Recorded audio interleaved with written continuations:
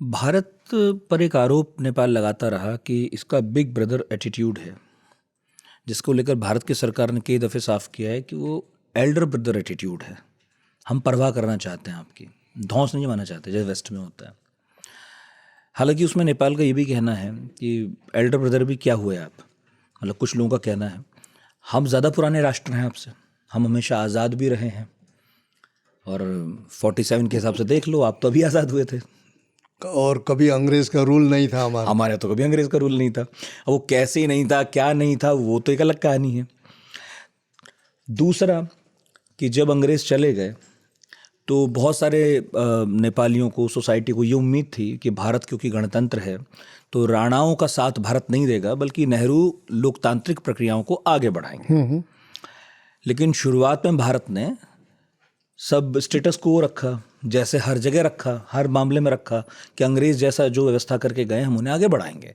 बाद में धीरे धीरे, क्योंकि बहुत सारी परेशानियां थी, भारत ने वो सेटल कर ली, फिर जो हुआ सो हुआ। तो शुरू में ही जो नेपाल भारत की पटरी है वो उस तरह खा भी नहीं रही जैसे हमें पता चला कि नहीं नहीं नहीं शुरू से सब कुछ बहुत अच्छा, बहुत बढ़िया चल रहा है, ऐसा हमेशा से लगा नहीं। पर अब धीरे धीरे जब नेपाल ये कह रहा है, नेपाल की मांग है कि भाई हमें इक्वली आप ट्रीट करें, आप ये बिग ब्रदर एल्डर ब्रदर ये छोड़ दें, वाकई इस आरोप में कोई सच्चाई है? मतलब मैंने एक बहुत लंबी टाइमलाइन खींच दी इसमें, लेकिन क्या वाकई इन आरोपों में कोई सच्चाई है, या फिर ये वहाँ भी कुछ लोग केवल असंतोष पैदा करने के लिए नेपालियों के अंदर ये आरोप लगाते हैं भारत के प्रति? नहीं, देखिए,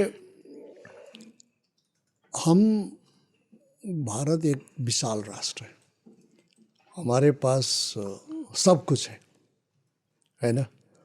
और नेपाल ऐसे राष्ट्र है, वो काफ़ी राणा शासन के वहाँ पे जो कानून था, नियम था, और जहाँ पे वहाँ पे रूल था, तब बहुत ये लोग बहुत परेशान रहे।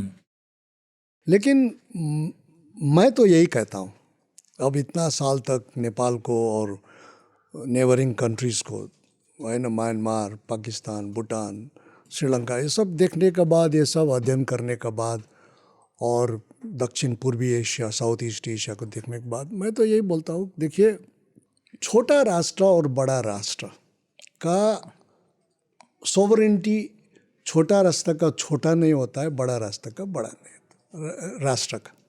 और हमारी कई एक्शन से नेपाल को लगता है, बांग्लादेश को लगता है, भूटान को लगता है, पाकिस्तान को भी लगता होगा कि भारत का जो सोवरेंटी है वो हमसे बड़ा है। और ये प्रश्न हो जाते हैं जब भूटान में, म्यांमार में, है ना, हिस्टोरिकली आप देखें तो एंटी इंडिया फीलिंग क्यों आता है। तो ये तो बिल्कुल साफ होना चाहिए कि आपका जो सोवरेंटी है वो आप जितने सोवरेंटी को कह रहे महत्व देते हैं, हम भी हमारी सोवरेंटी को उतना ही महत्व देते हैं, और आपका सोवरेंटी को भी हम महत्व देते हैं। आपका सोवरेंटी नहीं, जैसे अमेरिकन लोग सोचते हैं कि हमारी सोवरेंटी भारत से मजबूत है, हमारी सोवरेंटी व्यापक है, विशाल है, कनाडा से मजबूत है ना, कनाडा से मजबूत है, इसे अपना प्रांत बना लो, हाँ, ग्रीनलैंड से मजबूत है हम, है ना। तो वही चीज़ यहाँ पे नहीं ला सकते। और लोग हमारी नेबरिंग कंट्रीज जब भी विड्रॉ करते हैं, कोऑपरेशन में जाते हैं, सार्क में जाते हैं, बिम्स्टेक में जाते हैं, BBIN में जाते हैं, लेकिन when it comes to really cooperating, ये लोग विड्रॉ करता है। क्यों? This is withdrawal syndrome. अच्छा, है ना, ये लोग विड्रॉल सिंड्रोम है, दे विड्रॉ बिकॉज इनका सोच ऐसा है। पर नेपाल के साथ ये तो समस्या हमेशा रही है। जब अंग्रेज़ों के साथ राणाओं का संबंध बना तो भी राणा हमेशा इस बात से परेशान रहते थे कि पता नहीं अंग्रेज़ कब हमें अपने में मिला लें। कई अंग्रेज़ गवर्नर जनरल की राय भी यही थी कि यार आप नेपाल के साथ इतना क्या है, मिला लो, नेपाल की लकड़ी चाहिए थी ना, तो नेपाल को मिला लो, नेपाल की लकड़ी काटो और बना लो पटरियाँ। लेकिन अंग्रेज़ों ने वो नहीं किया, क्योंकि उनकी भी समझ में धीरे धीरे चीज़ें आई कि थोड़ा सा कठिन है, जटिल है नेपाल का मामला। तो उन्होंने एक व्यवस्था बना ली।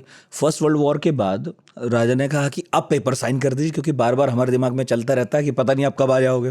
तो ये तो नेपाल की ऐतिहासिक प्रॉब्लम है, इसका इलाज भारत कैसे करेगा? ये इसका इलाज भारत कर सकता है ना।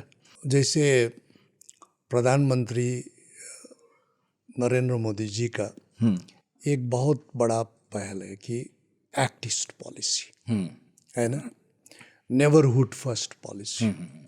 और उन्होंने नॉर्थ ईस्ट में गत 10-12 साल में जो काम किया, मैंने एक रूपांतर काम वाला देने वाला काम किया है ना।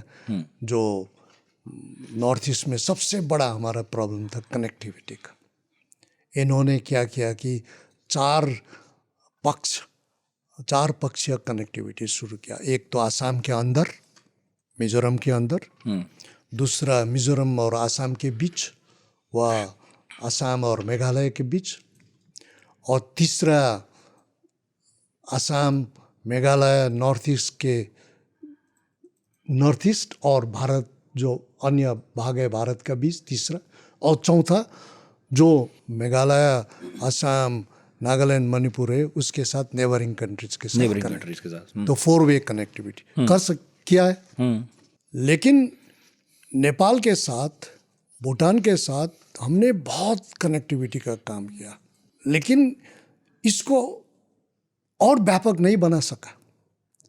आज सबसे बड़ी प्रॉब्लम है भारत को कि भूटान को दक्षिण तरफ देखने के लिए क्या करना पड़ेगा, नेपाल को दक्षिण तरफ देखने के लिए क्या करना पड़ेगा, है ना, ताकि नेपाल उत्तर तरफ देखे ही नहीं।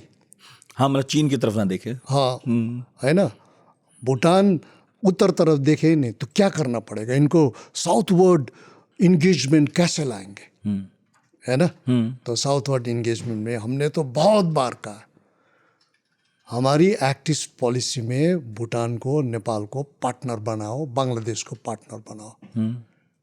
कोई भी नेपाली लोग आएगा नीचे, आसाम जाएगा, मणिपुर जाएगा, हम जो ट्राइलैटरल हाईवे बना रहे हैं भारत, म्यांमार और थाईलैंड IMT बना रहे, उसमें जाने दो बस, है ना।